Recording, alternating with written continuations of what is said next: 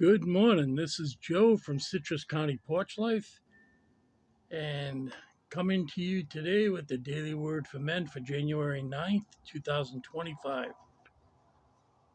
We're approaching the end of the first third of January. I can't believe it. It seems like we just started. And this is the biblical quote. One thing I ask from the Lord, this only do I seek, that I may dwell in the house of the Lord all the days of my life, to gaze on the beauty of the Lord and to seek him in the temple.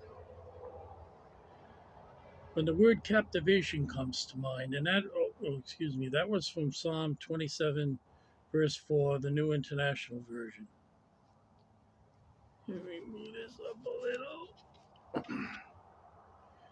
When the word captivation comes to mind, what do you see? Visions of a wonderful woman, a spectacular sunset, mysterious mountains, a fantastic film, beautiful beaches, or perhaps melodic music?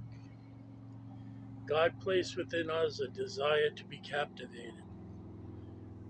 We are a people filled with hunger for pleasure experiences. This was not a mistake of God, nor is it evil. His intention for us is that we are intrigued by Him, and in finding Him, we experience true joy and delight. When we connect with His Holy Spirit, there is nothing more captivating. We may not allow ourselves enough time, but if we do, we will find that the creator of desire is the best at fulfilling this craving. God provided ample ability in us to create our own expression of his beauty. The problem of man is that we have taken this, with encouragement from Satan and our own lust, and replaced his pleasure with our creations. We need to get back to a place where we can be captivated by Jesus. We need to sit at his feet and allow his spirit to fill us afresh. And the question for us is, can you practice again the peaceful pleasure found in waiting in God's presence? Well, this is a great reading. Uh, it spoke of, man reflecting the beauty of God and his creation. And for me, I think of Starry, Starry Night, a piece of art that, I don't know, just lifts my soul when I see it. And I see different things in it every time I see it. And here where I live, sitting on my porch facing the west, facing the Gulf directly, 4 miles this way, the sunsets are spectacular.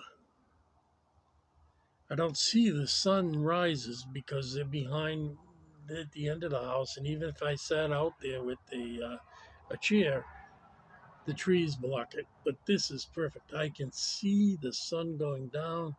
I can see the moon. Even at 8 o'clock in the morning, I can see it just hanging there. And I can see Venus very clearly almost every night. And this isn't really the cloudy season.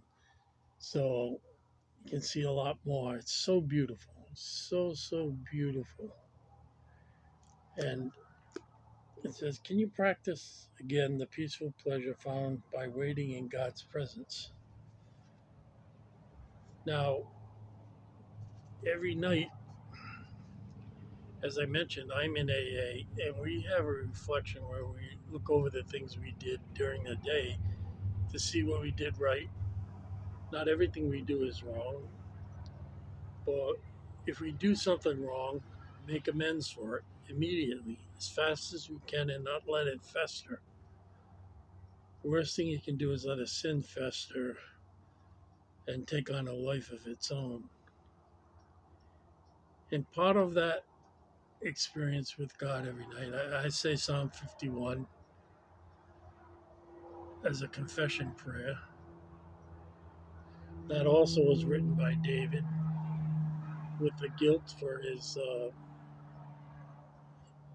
his setting up of Bathsheba's husband so that he would be killed and David would have her to himself.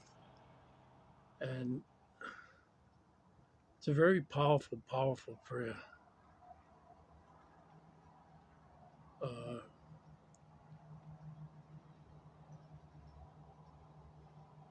Wash me and I shall be made clean. Sprinkle me with hyssop and I will be made whiter than snow. Uh, yeah.